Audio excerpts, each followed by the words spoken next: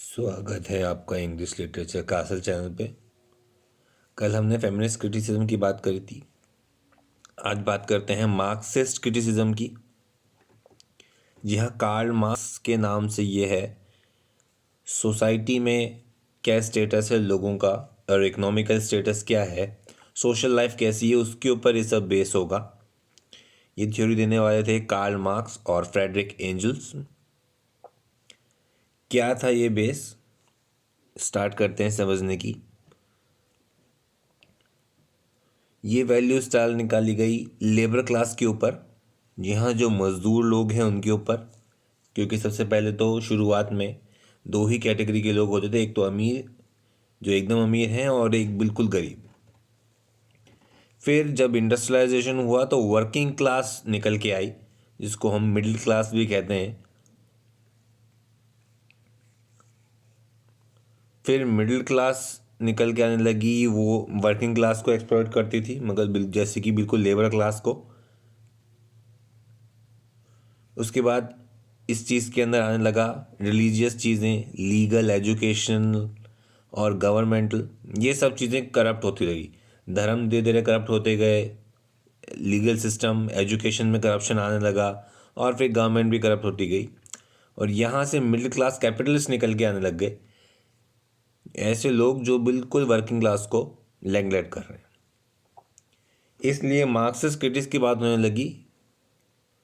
ये economic status और society की थ्योरीज की बात करती है और उससे लिटरेचर को एनालाइज करती है।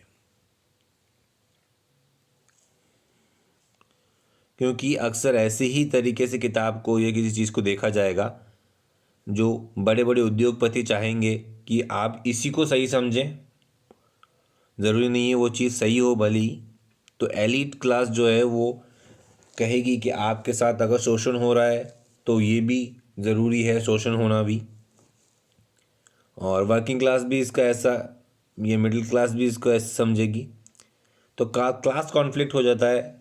उनको लगता है हमारे साथ गलत हो रहा है, कई बार बड़े बड़े बिजनेसमैन को लगता है कि हमारे साथ भी तो गलत हो रहा है, हम भी तो इतनी कैपिटल इन्वेस्ट कर रहे हैं। तो इसको समझने के लिए मार्क्सिस्ट क्रिटिसिज्म की ज़रूरत पड़ती है। और बहुत ही ज़्यादा इन्फ्लुएंस रहा अमेरिकन फिक्शन में मार्क्सिस्ट क्रिटिसिज्म का, स्पेशली 1930s में।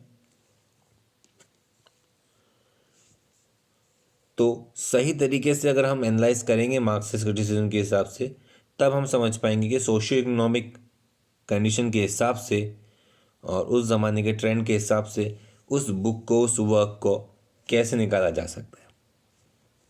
ये था मार्क्सिस्ट क्रिटिसिज्म। आगे बात करते हैं न्यू हिस्टोरिसिज्म की। जी हाँ, नाम से समझ सकते हैं हम, हिस्ट्री के ऊपर तो हम जाने ही वाले हैं। तो जी हाँ, कोई भी चीज़ जो है, आज के समय में कोई चीज़ ट्रेंड चल रहा है तो कहीं ना कहीं उसका कारण पीछे की हिस्ट्री ज़रूर रही है। कई सारी फोर्सेस हैं जो हमें ऐसा बना देती हैं। कोई इंसान आज अगर इतना बहादुर है तो ज़रूर उसको पहले उसके ऊपर बहुत अत्याचार हुए होंगे किसी इंसान के ऊपर, इसलिए आज वो इतना बहादुरी से हर चीज़ का सामना करता है। उसी तरह सोसाइटी के ऊपर और धीरे धीरे पूरी कंट्री के ऊपर ये सारा थ्योरी अप्लाई होती है।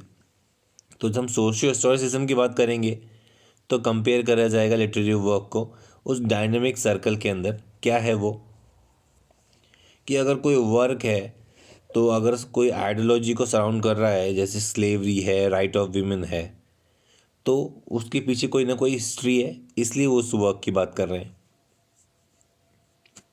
तो वो आइडियोलॉजी है, वो उस वर्क के बारे में बता रही है कि क्या उसके पीछे कारण रहा है। जैसे कि हम कंपेयर कर सकते हैं